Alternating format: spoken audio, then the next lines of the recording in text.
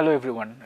Let's know something about health insurance, the market of which is really underdeveloped in countries like India or any other developing countries.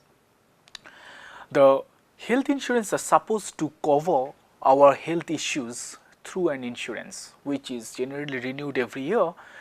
So it's a one-time payment generally most of the cases we make, and then that covers certain specific diseases for a particular time duration and the treatment of certain diseases.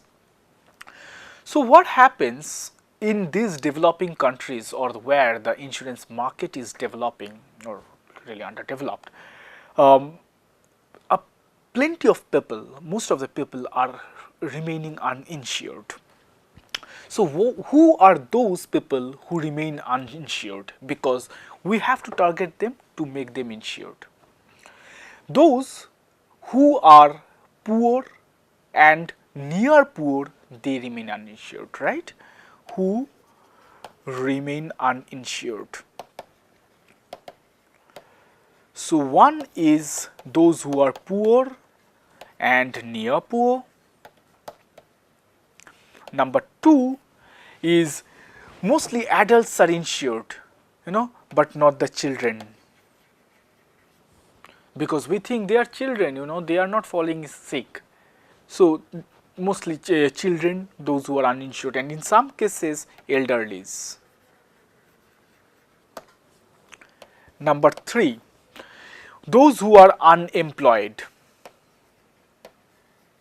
Because if they are unemployed, they are not going to pay, they will fail to pay the insurance premiums, so nobody is interested to insure them. The fourth is unskilled or informal laborers.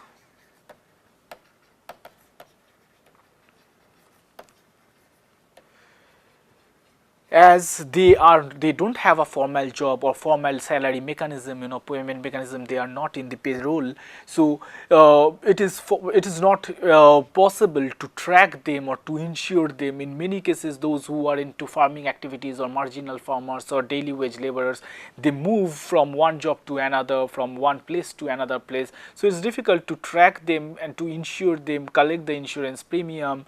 And often they are uneducated, they don't have proper awareness about what to do in terms of when they fall sick with that insurance cards, where to go, and there is nobody after they are done with the insurance who can actually help them, and they cannot really follow those documents, which even being educated we don't. I have never read a insurance document, what we get after doing an insurance. So and forget about them. So these are the people who remain uninsured, but they are the people who generally have poor health status, isn't it? So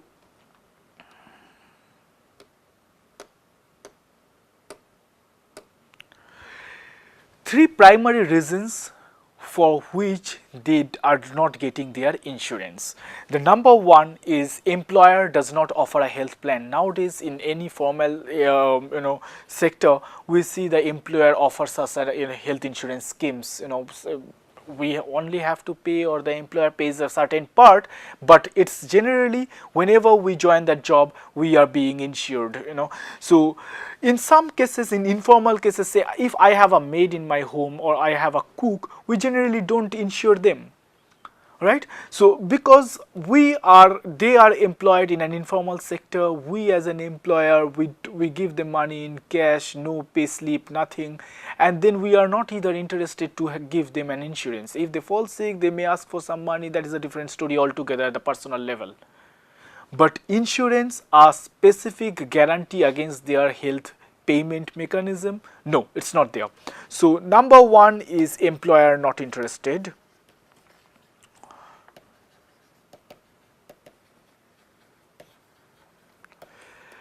Number two, employee is not eligible for the plan.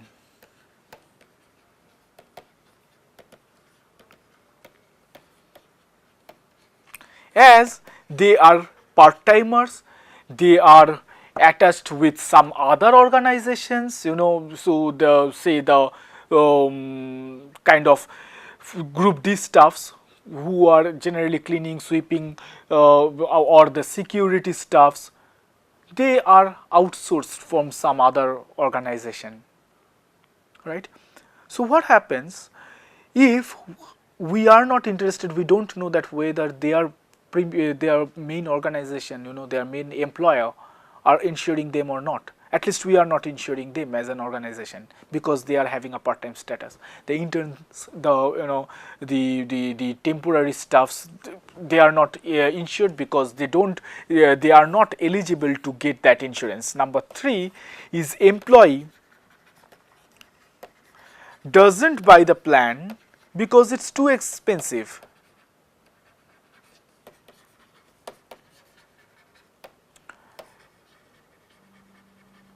Because it's too expensive, or they don't perceive the requirement.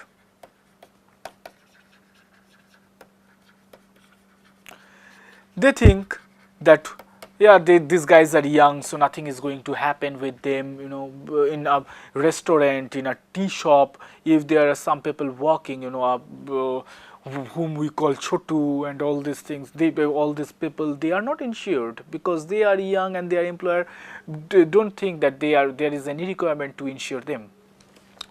So just yesterday I was browsing through the TV and then I saw there is a movie, I don't know, maybe 20 years back, and then the actor is a union leader and then bargaining with their a union leader in a construction site, and he is bargaining with the manager or the owner of that real estate firm that you need to insure all the laborers.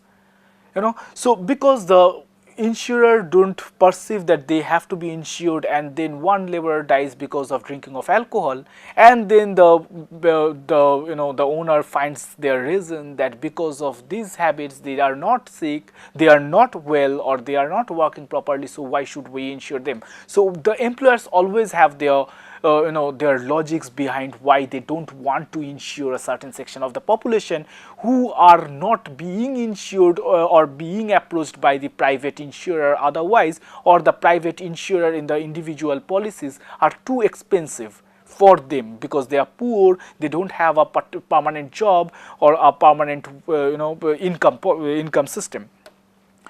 Therefore, it's very difficult to measure empirically that whether not having insurance has a negative impact on health seeking behavior, or not having insurance causes poor health, or poor health causes lack of insurance. That if I already am sick, so no insurance company comes forward to insure me because otherwise it is a loss making business for them. If I am already sick, so they won't pour money behind my health issues every time.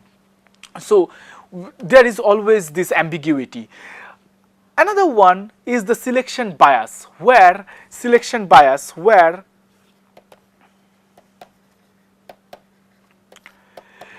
those who do not choose to buy health insurance because they think that it is not required for them and they are healthier. Yes, I don't want, because I am healthier. At this age, what will happen to me? At 25, 26, 30, 35, nothing happens to me. So I don't want a health insurance. And I'm at the age of 21, 22, why? I don't see myself falling sick with any serious issues for next 20 years. So why will I pay for 20 years to a health insurance without getting anything? So there is a selection bias. But we don't know that because of I don't have a health insurance which might cover my health checkup every year, one health checkup, I am not going for a health checkup because I didn't choose for that insurance. And because I didn't go for the health checkup, I never realized that I am having some issues, maybe some cardiovascular disease, some diabetic problems, cholesterol issues. I never realized that. At around 40, it took a huge shape. So I don't know whether not having insurance caused me poor health, or it is like poor health causes not having insurance. However, it is like it's very inconclusive. It has remained inconclusive across the globe, but it is also very prominent that without insurance people experience poor health. Those who do not have insurance they experience poor health.